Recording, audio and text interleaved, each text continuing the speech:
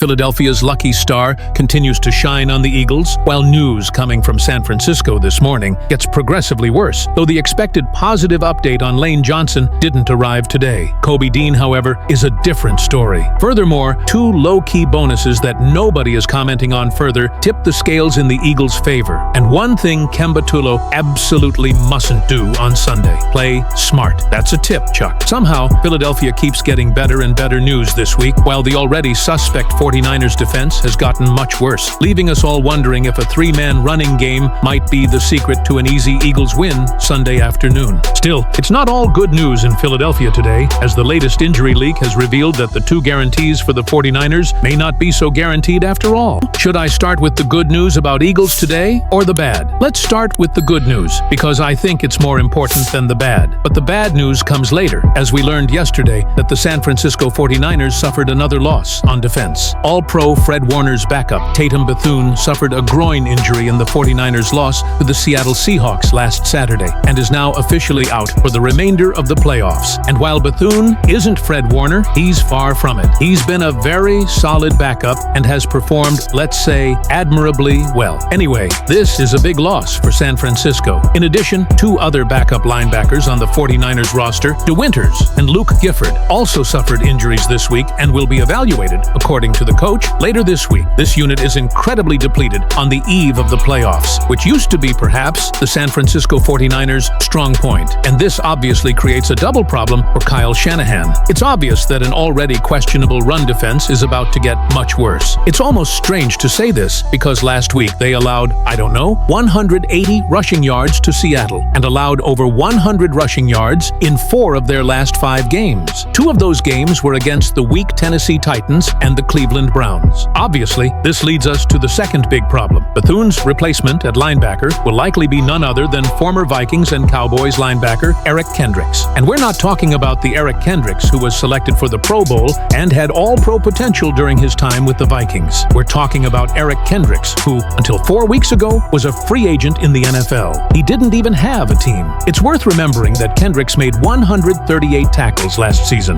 Obviously, this whole situation sends a clear message that we all hope Nick, and more importantly, Ken Petulo, understand. Run the ball from the start. Run the ball as much as possible, because this 49ers defense is begging to be run over by Saquon and company, which, by the way, the and company part of that statement should refer to Jalen Hurts' legs. Obviously, Saquon Barkley is mentioned. And please, for the love of all that is good, put Tank Bigsby on the run. Ken Petulo had Tanner McKee throw the ball 40 times last Sunday against the Commanders, which, as I said yesterday, included 0 runs. That statistic is ridiculous. 0 runs in the 4th quarter. Unless the Eagles are magically down by 24 points, say early in the game, in the blink of an eye. The only simple thing Ken Petulo needs to do against the 49ers is establish the running game from the start, keep his foot on the gas, and not stop running the ball, including Tank Bigsby. News for the 49ers, just the defense, because the offense also has its problems. Coach Kyle Shanahan also announced yesterday that wide receiver Ricky Pearsall aggravated his posterior cruciate ligament injury suffered in Week 18 and will be questionable for next week, with many Niners fans believing he won't play. This means the receiving corps tasked with covering Quinnen Mitchell and Cooper DeJean consists of Juwan Jennings, Kendrick Bourne, Sky Moore, and Demarcus Robinson. We have to admit, it's crazy that this keeps happening to the Philadelphia Eagles, because a few weeks ago, Geno Smith was out, Kenny Pickett was playing for the Raiders, Marcus Mariota got injured against Philadelphia, and then missed the previous week. Obviously, the Buffalo Bills also had 2 starters out on defense, a defensive tackle, and, of course, a safety. This keeps happening. Teams facing Philadelphia haven't been 100% for over a month. Also, a small detail that nobody is talking about. This is the first time this season that Philadelphia will play 2 consecutive home games at Lincoln Financial Field. If you think about it, it's impressive. And the craziest thing, the head referee on Sunday is Alan Eck, who has officiated 9 Eagles games in his career, of which Philadelphia won 8. He's a native of New Jersey. Interesting. While San Francisco only has 3 wins and 6 losses when Allen is leading the Zebras. So I feel quite confident. I think you should feel confident too. I'm confident for Sunday's game, but I also know that Ken Petulo is the offensive coordinator. Nick Sirianni, who knows? If they can't come through against the 49ers defense with all these injuries, they shouldn't be in the playoffs from the start. I think they'll do well. However, I mentioned bad news at the beginning of the program, so let's get straight to the point. The bad news comes from Lane Johnson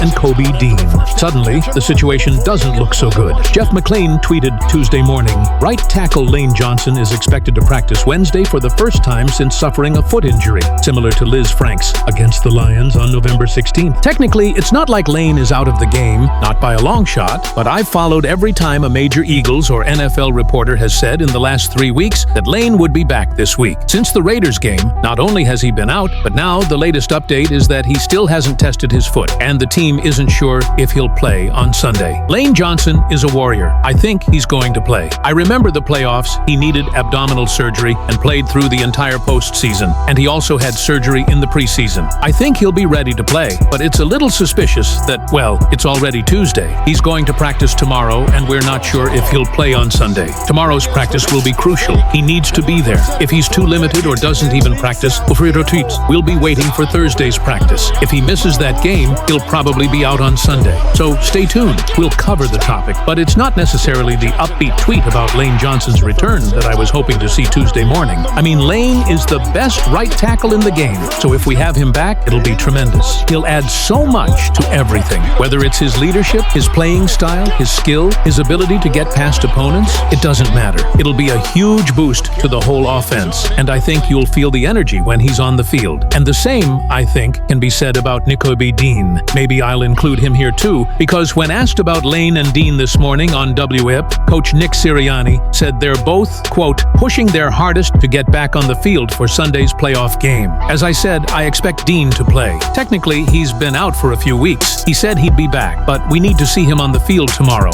or at least Thursday, so he has a real chance of being there in Jihad Campbell's place. Fortunately, we have a guy named Vic Fangio, who in every press conference, every week this season, just tells things as they are. He gives us an honest answer about what's going on and told the press today that he expects Nakobe Dean to play. Nakobe Dean to go ahead and be out there. Thumbs up for that. How big a game is this for the linebackers? And then also, you're expecting Nakobe to play?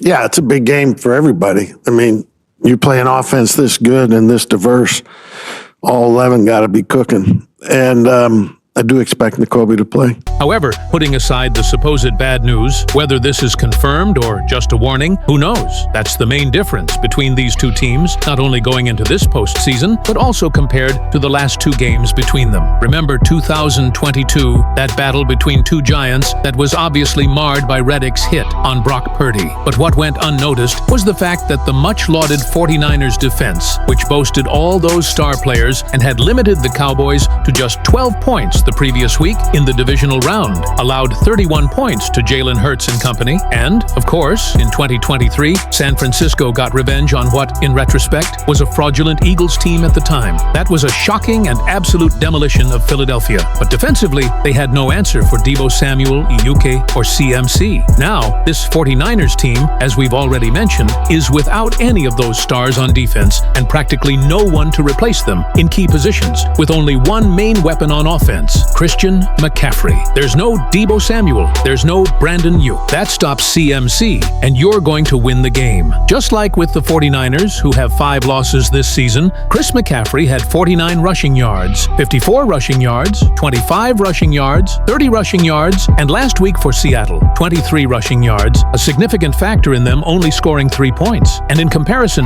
why are we all optimistic about Philadelphia today, despite the news about Lane and Kobe? I don't know if it's injury news, but there's an update on that since the Eagles' weapons are all healthy, rested, and coming off a disappointing season, yet still productive, with receivers averaging 2,000 yards, a running back with 1,000 yards. They should be fine. Even if Lane and Kobe's injuries materialize in the worst-case scenario and both miss Sunday afternoon's game, they have strong backups, unlike the 49ers, in those same positions. Brett Johnson played right tackle practically the entire season. He's really very good as a backup. And of course, Jihad Campbell, who has been on the field in recent weeks in Kobe Dean's absence. He played very well, and there's a lot of confidence in the rookie as well. On paper, based on the news of the last 24 hours, the game shouldn't be close. Philadelphia should win by a double-digit margin. The problem is that we have Kevin Patullo, and it's funny to see the reactions on Twitter because 49ers fans say, we're full of injured players, we're going to lose, and Eagles fans say, we have Kevin Patullo, the offense can't advance the ball, we're going to lose. Kevin, just give us a good game on Sunday. Don't give us 40 passes from Jalen Hurts. Don't give us 0 runs from Tank Bigsby. Do what you have to do. Do what has worked. In the last few games, use Jalen Hurts a little more. Show a little creativity. Throw the ball down the middle of the field. It doesn't seem like much to ask, but it probably is. Anyway, I'm confident. People ask me every day how I'm feeling. On Tuesday, 5 days before the game, I think Philadelphia wins, and by more than 10 points. And I leave you with Jordan Mailata. Can I be honest? It don't matter who we play, man. Man, they got to come here in Philly. They got to come to Philly. Regardless who it was going to be, they got to come to Philly. And that's hard in January. So for me, it's probably why I didn't care as much during the game. One, to pay respect to the guys who were playing, who's starting. You know, if I had to go in, I'd go in. But two, I don't care who we play. I'm taking us every day of the week, so. Now, of course, a lot is going to happen in the next few days and weeks. And of course, subscribe, because I think the news is going to change in the next few days, right? Right now, we're panicking about San Francisco. How might the 49ers' defensive injury problems, the uncertainty surrounding Lane Johnson's return, and the Eagles' need for a solid running game impact their performance in the next crucial game? Leave your opinion here. Don't forget to like and subscribe to the channel. I'll be back later to update you with the latest Eagles news.